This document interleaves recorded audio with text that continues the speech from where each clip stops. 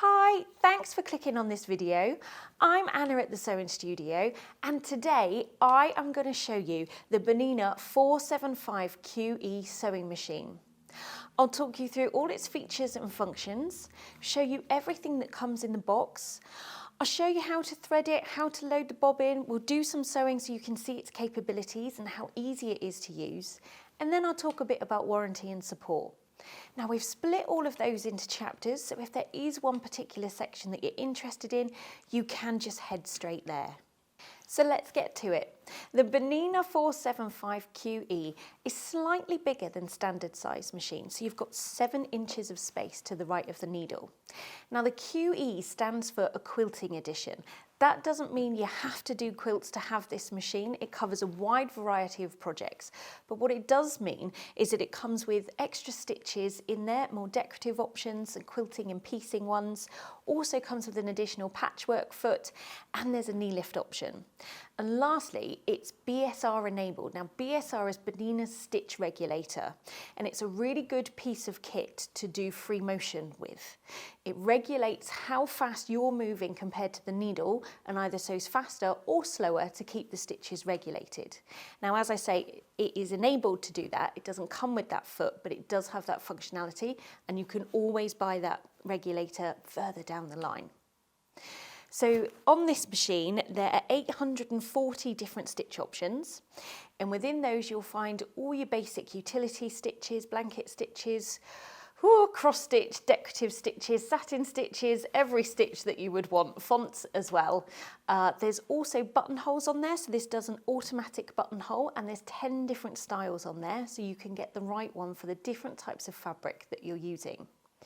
The width and the length of those stitches can be altered, and that's easily with these dials here. So the stitches are all selected on the touch screen, but then any alterations are very easily done with those dials. And the maximum stitch width you can achieve is 5.5 millimeters, and the maximum stitch length is 6 millimeters. These buttons here alter your needle position from left and right, and there's 11 different positions there, so you can get the needle right where you need it, depending on the project that you're doing. Now, because it's computerized, it comes with a foot pedal, but it also has the start-stop button in green there, and that means that it has speed control. So you can limit your speed and control it for when you need to do precise work, but go fast when you're sewing those bigger projects. And the maximum speed you can achieve on this machine is 900 stitches per minute. You've also got your reversing button, your automatic scissor cut, locking stitch, and then up here you've got needle up, needle down, which can be programmed for the needle to stay in the work when you stop sewing or come up. And then you've also got a pattern end. So when you're doing the decorative stitches, when you get to the end of your seam, you can press that one and it will complete a whole stitch before it stops sewing. Actually in here it also has mirror image. So any stitches with a direction, you can switch around so that it alters the direction of the stitch. And that helps sometimes when you want the bulk of the fabric to be this way. Rather than having to manage with the bulk in here, you can turn the stitch around so that you can have that at the end. The presser foot has an extra high lift, so you can get any kind of bulky items under there. And there's also a dial on the side here to alter the pressure that's on the presser foot. And that's really good when working with finer, different, lighter fabrics. There comes with a knee lift that plugs in the front here, so you can raise and lower the presser foot with your knee. And it also has automatic tension and what Bernina call their adaptive thread technology.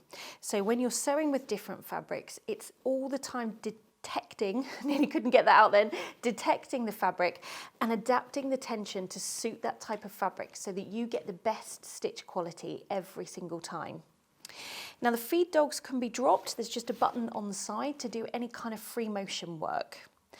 The bobbin is a front loading style, and this is Bernina's own patented technology, their hook system. And in here, if I can get it out on this angle, you'll find their jumbo bobbin.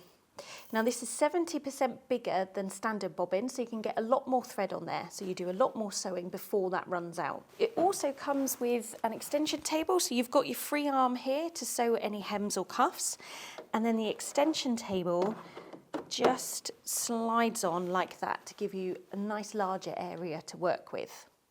So what else does it come with? So the feet, the presser soles on these, I'll get my words out in a minute. The presser feet on these machines are their full shank feet. They're nice and robust and very easy to change. So this one is a reverse pattern sole, so your kind of standard zigzag foot. And you also have a zip foot, one for overlocking, one for blind hems, the patchwork 1/4 inch foot, and then your one-step buttonhole. There's also a range of accessories.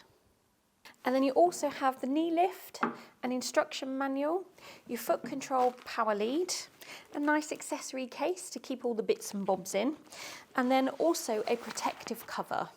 So this machine weighs around 9 kilos, so not the lightest, but certainly transportable, and this just helps to keep it clean whilst you're doing that. So next, I'm going to show you how to thread it. Oh, actually, I forgot to mention that it has a built-in needle threader as well. That's very important, and I'll show you how that works in a moment. So to thread the top of the machine for the needle, you just want to pop the spool cap off, and then put your reel of thread on, and pop the cap back on the end. That stops it just flying off as it's spinning. Grab the end of your thread if you can, and then you're just following the numbered path. So number 1 is down the back there, number 2, around and up number 3. Now you can see that there's no take-up lever here for me to thread, so we need to drop the needle down by using the needle up-down button. Oh, drop the presser foot first, drop the needle down, and then back up again. And you can see this is here now for us to thread. So you just go to the back and forward again, and then down to number 5 in that guide there, and then in the last one at the very top of the needle. Now, because we've already used the needle up down button, we know that the needle is in the right place for the needle threader. So you just want to bring it down, pop the thread around that pillar, and then come all the way down as far as you can. Pop the thread under there, and then I'm just going to release with this hand and let go of the thread with that one, and it draws it up in a loop for you to pull through. And then I'm just going to pop it through under the foot. So that's the needle done. So for the bobbin, you just want to drop the door down, and then it's just a kind of push in mechanism, and it springs out, and that's in this little piece here. So you just push on that, pops out, and then you can take it out. So Bernina have been quite clever with this, and it's not actually possible to get the bobbin in the wrong way around. It just won't fit, and if you try and force that, it will cause no end of problems. So the right way is with the sensors facing the inside. So you just drop that in, and then the thread comes up through the slit, under this plate, and then under and up through that guide. And that's it threaded. And then to put it back in, you want this top piece at about 1 o'clock if you were looking at a clock. So you just line that in, and then you just push it in. Don't push on the piece that we use to release it, because that will just keep trying to release it again.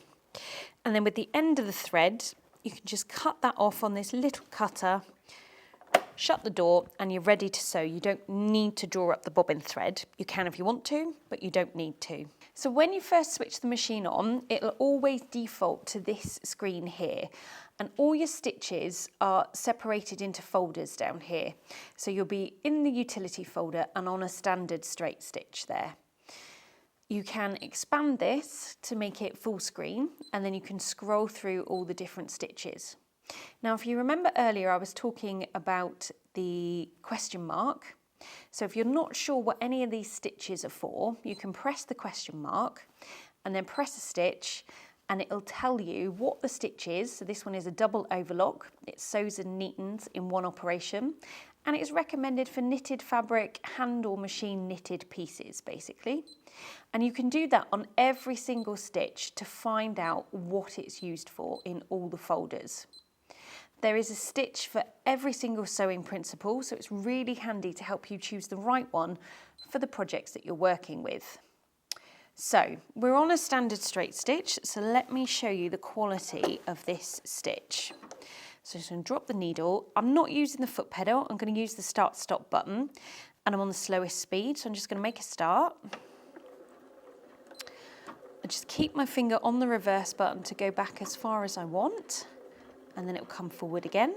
So that's on slow, midway, and then high. And as I said earlier, that's a maximum of 900 stitches per minute. And look how neat that straight stitch is. That's on the top, and then that's underneath. Now there is a second way that you can secure the beginning and the end of your sewing, and that's with a locking stitch. So I'll show you this. I'll just reduce the speed down a bit. So you want to press that first and then start sewing.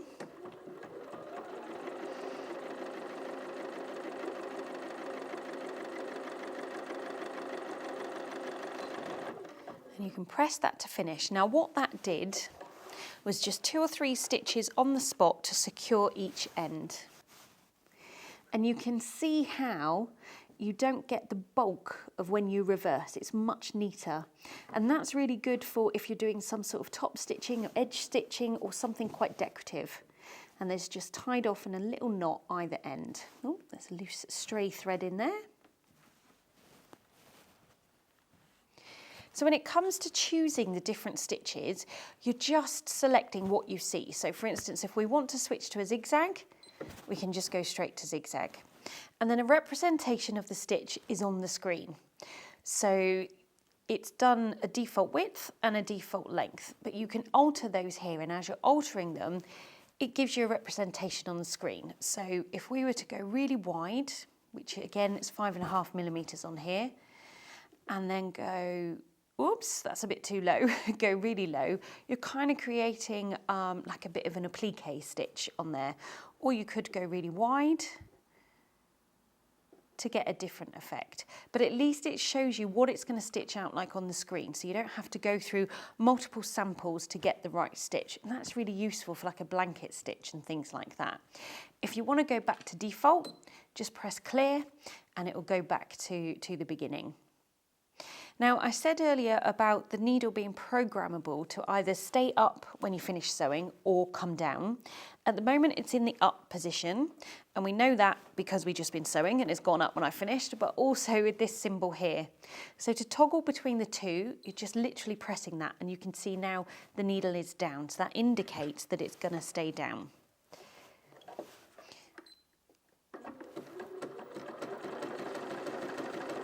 So when I stop, the needle stays down.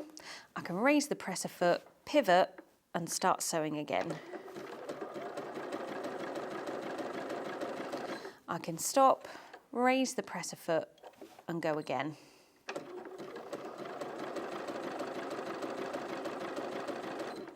You get the idea.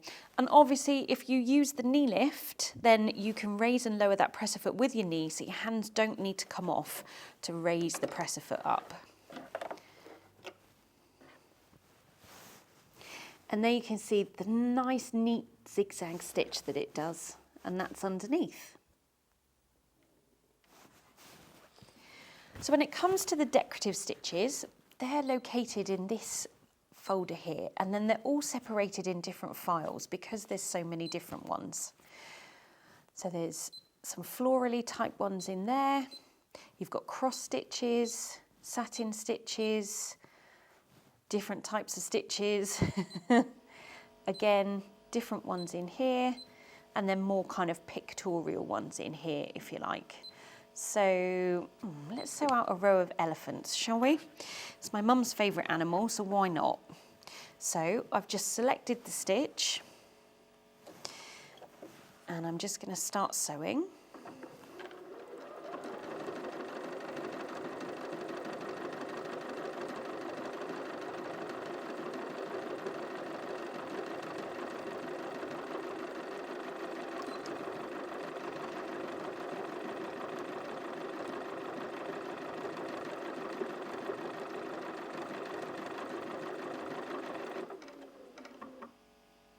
And then part way through there, I pressed the pattern end stitch. And that's because, say you were nearing the end of your seam, you want to press that one and then it would finish a complete pattern. So in this instance, it finished a complete elephant before stopping. And it just takes the guesswork out of you finishing on like half a design. But that's the cute little elephants, and that's underneath. It looks identical on the back too. So to mirror image these stitches, if you go to the eye, you've then got the option to which way you want to mirror it. So you can go left to right. So if I switch that, you can see it's now sewing the other way. And you can go back to front, up, down. I don't know which way you describe that. But if I press that one, the elephants are now facing in the opposite direction. So if I sew those out a minute, I'll show you what I mean.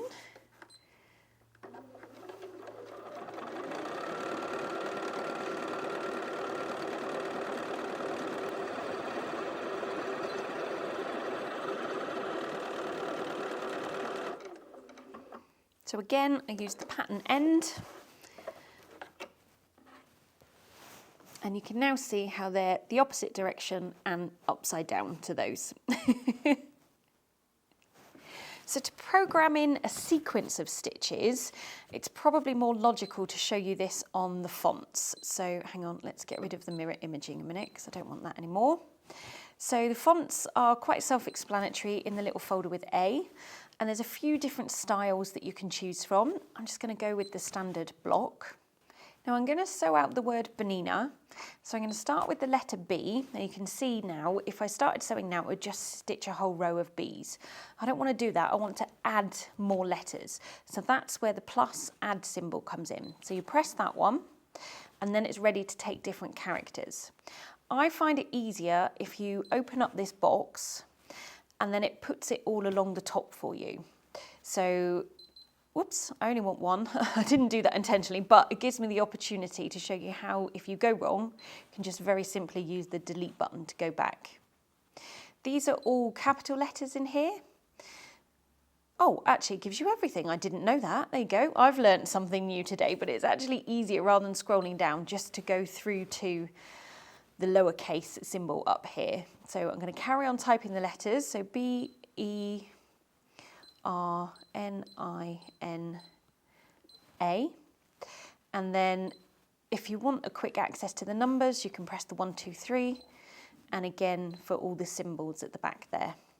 If you want to check your spelling, you can use the left and right arrows to go back through. So I knew that was Bernina there, and then you can start sewing. Now I'm going to go back to this screen because you can follow along when it starts sewing. And when I get to the last A, I'm going to press the pattern end so that it only does one of the words. I don't want to repeat the word multiple times.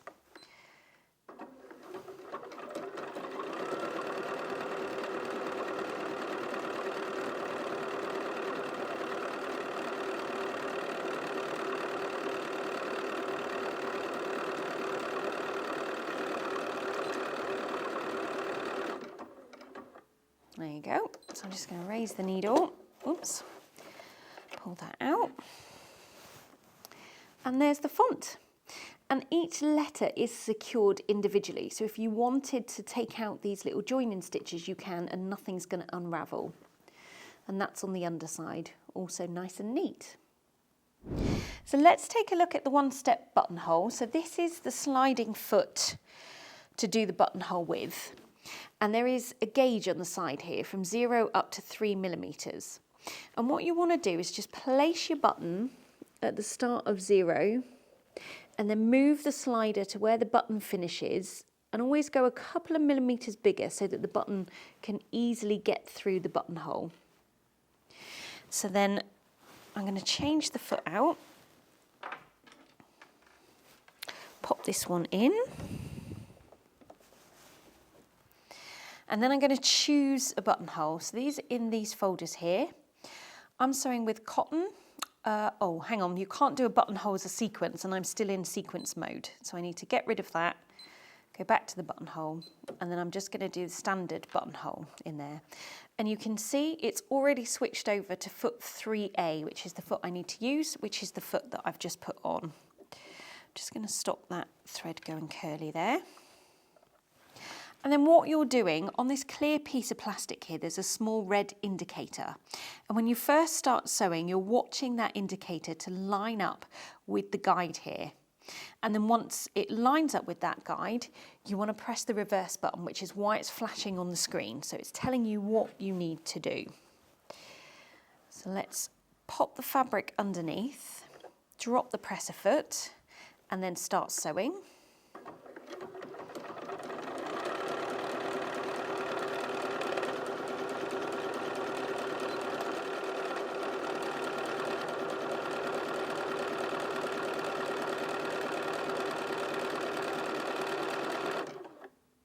And there you go.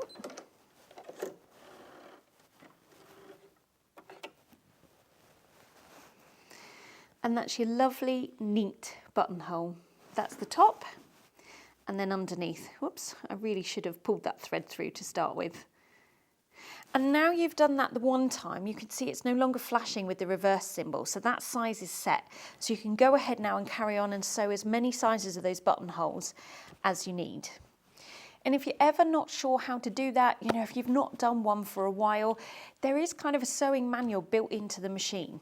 So if you go to the home screen and then go to the book, there's different things in here that it kind of guides you how to do. So you would go to buttonholes, and then you've got different things, just generally the buttonholes, how to program it, how to do an automatic one, how to do a manual one, which is still an option, because obviously this only goes up to 3mm. So if you had a button bigger than that, then you can sew it with a manual buttonhole. And it takes you through everything that you need to do, what needle to use, the settings to select, and what steps to do. So that, again, you're getting the most out of the machine, but more importantly, you're achieving the best results. Now, this machine comes with a patchwork foot. As I said, it's a quilting edition. So I'm just going to pop that foot on. It's a foot without a guide, so you're basically lining up the fabric with the edge of the foot to get your 1/4 inch. Again, if you're not sure, you can go to these principles and techniques. You could go into quilting, go into piecing, tells you how to prepare your fabric, what type of fabric to use, what needle, what settings to use, so use a shorter than normal straight stitch. So if we go back to the stitches, there is a folder, this one here, for quilting stitches. And again, if you use your question mark and go on the straight stitch, you'll see that this is a piecing stitch, and it's a shorter stitch used for piecing patchwork. So if we select that one, you can see it's taking the stitch length automatically down to 2mm. So there's nothing else that we need to do. So with the patchwork foot, what you're doing is lining up the edge of your fabric with the edge of this foot. And then where this is going to sew will be your 1/4 inch.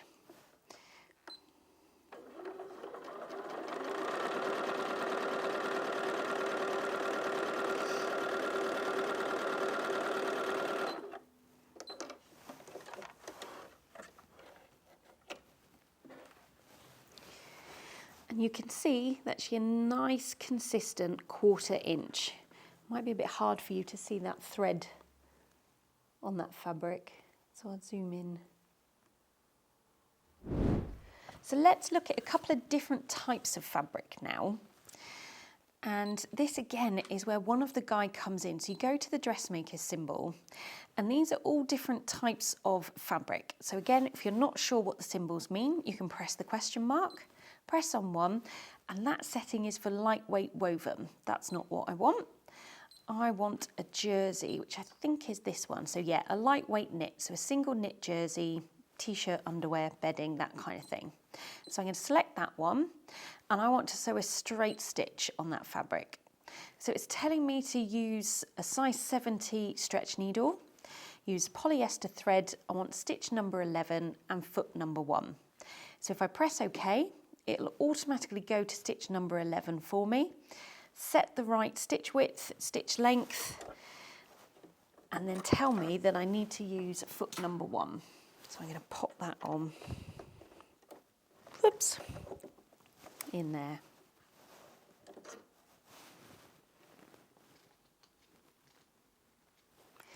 Just change the needle to a stretch needle, pop that in, get that threaded, and pop that under the foot. So the fabric that I've got here is just from an old t-shirt that I've cut up. So I'm just going to pop that under the foot and start sewing.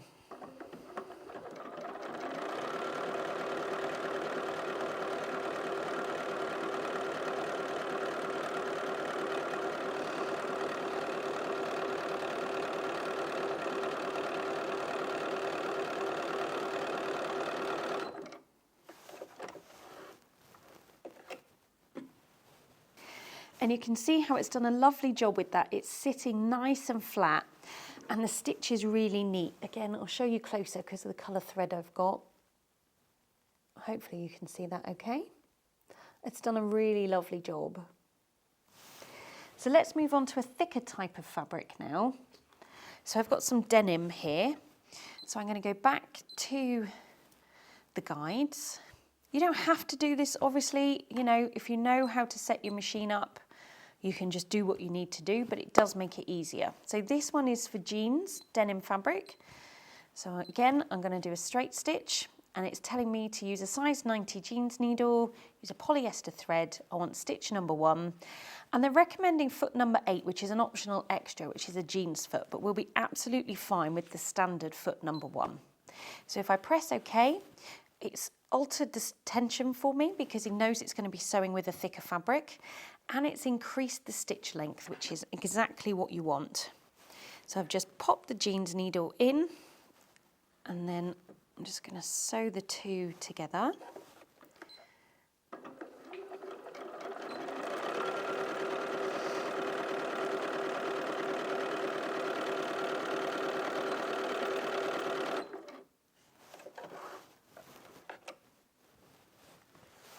And it's done a lovely neat job of that. Nothing's skipped. That's the top and that's underneath. Now this is quite a thin denim, so I'm going to double that over so it's kind of more like going through 2 layers of a standard weight denim. So I'll pop that in, not going to change anything else.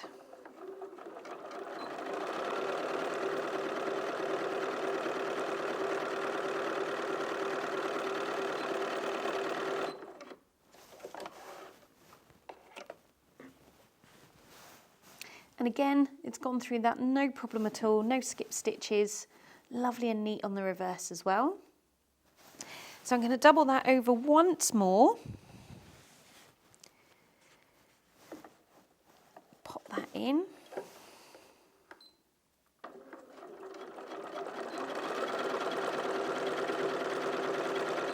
Now you can see how as I'm sewing, this is starting to bubble and kind of pucker up, which is only going to get worse once I get to the end here. So to stop that happening, I'm going to slacken off how much pressure is applied to that presser foot, and that's with the dial on the side here. Not by very much, just a 1/4 turn.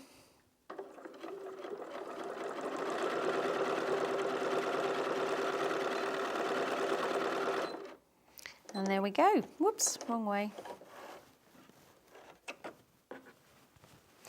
And that's gone through 8 layers, no problem at all.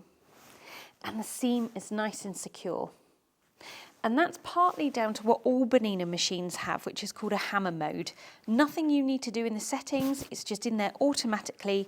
And when it detects that it's going through a thicker fabric, the needle kind of vibrates, if you like, to be able to penetrate right the way through, draw up the bobbin thread and complete a stitch, which is why there's nothing skipped there. I don't know of another machine that does such nice stitches on denim other than a Bernina. So this machine comes with 7-year warranty, and in the box you'll find this card that explains it all to you, and a little card in there to fill out and send off to register your machine with Bernina.